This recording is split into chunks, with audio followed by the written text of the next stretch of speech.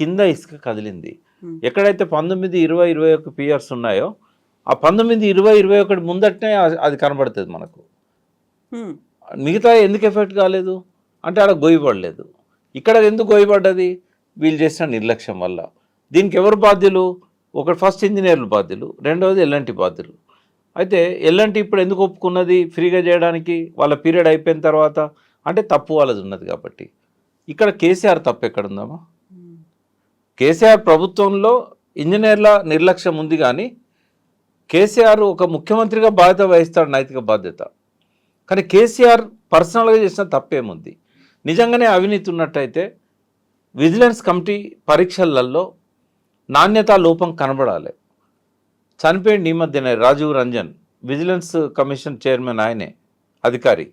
ఆయనే బాధ్యత తీసుకున్నాక 2-3 సార్లు విజిట్ చేశాడు చనిపోవడానికంటే ముందు. ఆ బాధ్యతల్లో ఉన్నప్పుడే చనిపోయాడు ఆయన. అయితే ఆయన పోయి అక్కడ ఉన్న నాణ్యతను పరీక్షిస్తే ఆ పియర్స్కున్న కాంక్రీటు, సిమెంటు ఇదంతా కూడా తీసుకుపోయి టెస్ట్ చేయించారు. 24% ఉండాల్సిన దానికంటే ఇంకా నాణ్యత ఎక్కువగా ఉంది. కాబట్టి నాణ్యత లోపం లేదు. అక్కడ ఉన్న లోపం అంత ఏంటంటే O&M ఎవరైతే చూస్తున్నారో వాళ్ళు ఆపరేషన్ అండ్ మెయింటెనెన్స్ ఈ ప్రమాదాన్ని కనీసం పసిగట్టి అయినా దాన్ని తీయించాల్సి ఉండే, డిపార్ట్మెంట్ అన్న తీయాల్సి ఉండే, కాంట్రాక్టర్ బాధ్యత కాబట్టి ఆయన తీయాల్సి ఉండే. దానివల్ల ఆ కొద్ది ప్లేస్లో అది ఉండడం వల్ల ఈ నష్టం జరిగింది. దాన్ని మళ్ళీ పూర్తి చేయాలంటే తీసేయాలి. ఆ మొత్తం బ్లాక్ 7వ బ్లాక్ తీసేసి ఆ 11 పియర్స్ ఏమో ఉంటాయి అందులో, దాన్ని మొత్తం రీబిల్డ్ చేయాలి. అయితే 8 బ్లాకులు ఇక్కడ కట్టారు, ఇంకో 10-15 బ్లాకులు సుందిల్లా అన్నారంలో కట్టారు. కంపెనీస్ వేరువేరు. ఇన్ని బ్లాకులు కట్టిన వాళ్ళకి ఒక్క బ్లాక్ తీసేసి మళ్ళీ కట్టడం కష్టమనమ్మా. ఓ 400 కోట్లు అవుతుంది కావచ్చు. అది కూడా ఎల్ఎన్టీ వాడు పెట్టుకుంటున్నాడు. ఎందుకు మరి ఇంత దుమ్మెత్తి పోశారు, ఇంత ప్రచారం ఎందుకు చేశారు? ఇంకోటి మనం అప్పుడు అనుకున్నాం మేడిగడ్డకి ఏం కాలేదు అని చెప్పాం. చాలా, నేనైతే 100 వీడియోలు చెప్పుంటాను అన్ని ఛానళ్ళు కలిపి. ఇప్పుడు రుజువైంది నేను చెప్పింది. మేడిగడ్డకి ఏమీ కాలేదు. ఇప్పుడు కూడా ఫ్లో పోతుంది కదా, ఉధృతంగా పోతుంది గోదావరి నది. అక్కడ మేడిగడ్డ నిక్షేపంగా ఉంది. ఏమైందమ్మా మేడిగడ్డకు? ఇప్పుడు ఏదైతే డ్యామేజ్ అయినటువంటి పియర్స్ ఉన్నాయో ఆ బ్లాకుల్ని కూడా తీసేయలేదు కదా, ఆ తర్వాత తీసేయలేదు. అయితే ఎప్పుడు కూడా మాట్లాడే నాయకులకు, అది కేటీఆర్ గారైనా, ఇప్పుడు మాట్లాడిన ఎన్ఎం శ్రీనివాస్ రెడ్డి కాంగ్రెస్ తరఫున ఇప్పుడు మాట్లాడుతున్నాడు, ఇంకా వీళ్ళకి ఎవరికి కూడా పూర్తి లోతైన అవగాహన లేదు.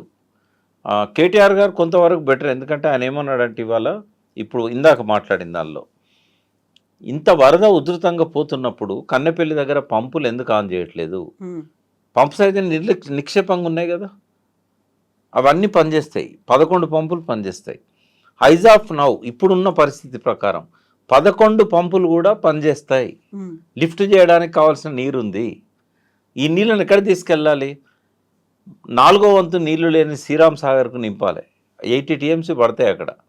80-85 TMC స్టోర్ చేయొచ్చు. సరే, వర్షాలు వస్తున్నాయి కాబట్టి కొద్దిగా వాటర్ పైనుంచి వస్తుంది కాబట్టి. అంటే అక్కడున్న ప్రత్యేకత ఏంటంటే బాబ్లీ దగ్గర గేట్స్ ఓపెన్ చేయాలని సుప్రీంకోర్టు ఒక తీర్పు ఇచ్చింది.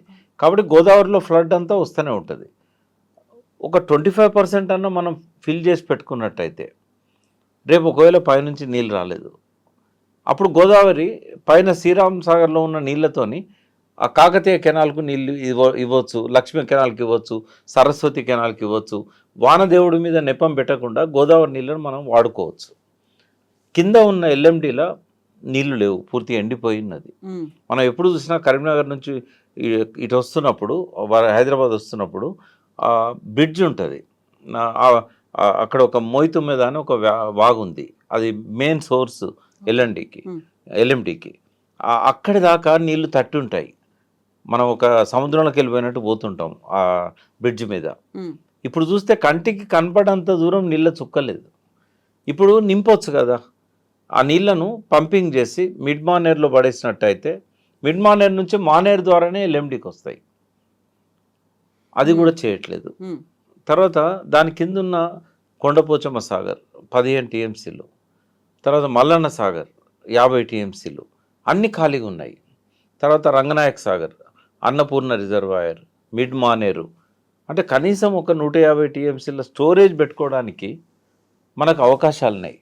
అదే గోదావరిలో ఒక 30 టీఎంసీలు పెట్టచ్చు, కానీ గోదావరిలో పెట్టాం, ఎందుకంటే పైనుంచి వరద వచ్చినప్పుడు మళ్ళీ వదిలేయాల్సి వస్తుంది.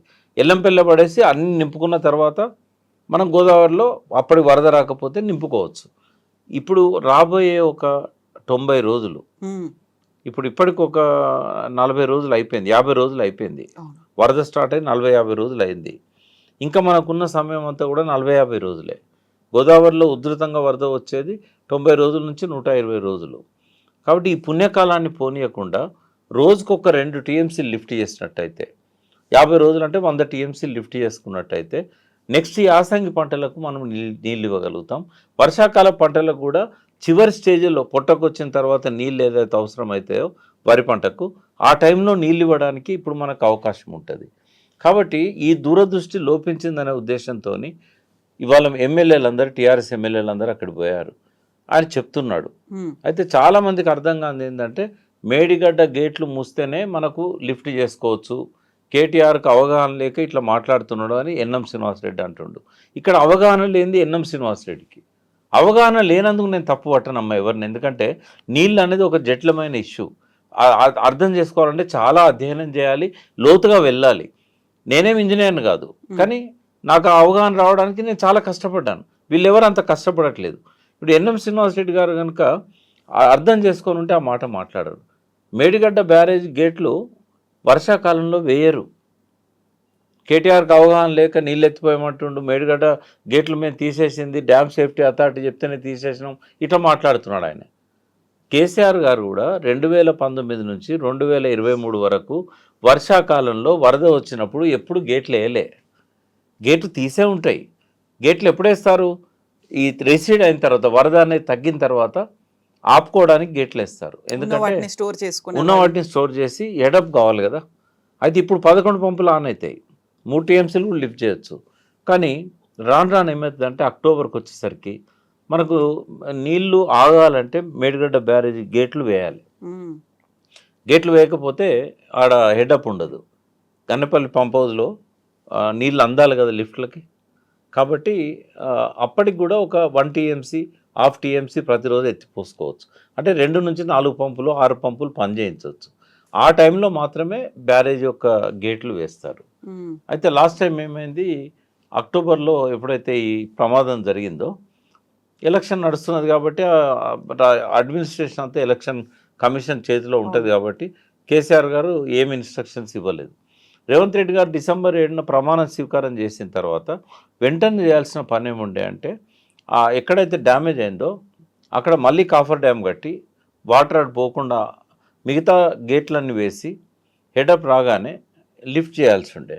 ఒకవేళ మేడిగడ్డ దగ్గర చేయకపోయినా కన్నెపల్లి పంప్ హౌస్ దగ్గర, అక్కడికి ఇక్కడికి 17 కిలోమీటర్లు ఉంటుంది, కన్నెపల్లి పంప్ హౌస్ దగ్గరనన్నా కాఫర్ డ్యామ్ కట్టి ఉంటే ఆ వచ్చిన నీళ్ళు వచ్చినట్టు కన్నెపల్లి పంప్ హౌస్లో నుంచి లిఫ్ట్ చేసుకోవడానికి వీలయ్యేది.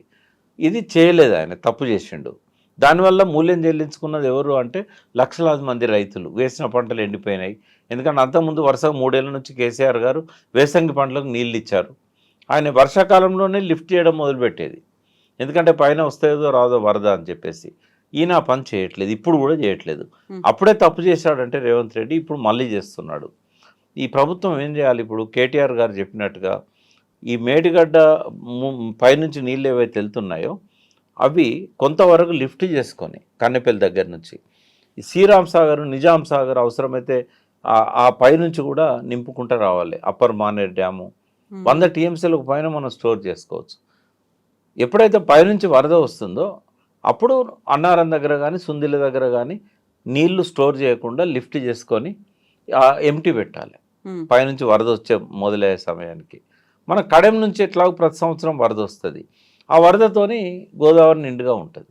అంటే ఇప్పుడు ఎత్తిపోయాలి, అక్టోబర్ నాటికి ఆ నదిని ఎంటీ చేయాలి. ఎంటీ చేసి ఆ కడెం నీళ్ళతోని నదిని నింపుకోవాలి. ఇంకా నీళ్ళు కిందికి వదలాల్సిన అవసరం రాదు. కాబట్టి ఇది ఇప్పుడు చేయాల్సింది. వాళ్ళు చేయట్లేదు కాబట్టే కేటీఆర్ గారు వాళ్ళ అక్కడ పోయి విమర్శిస్తున్నారు.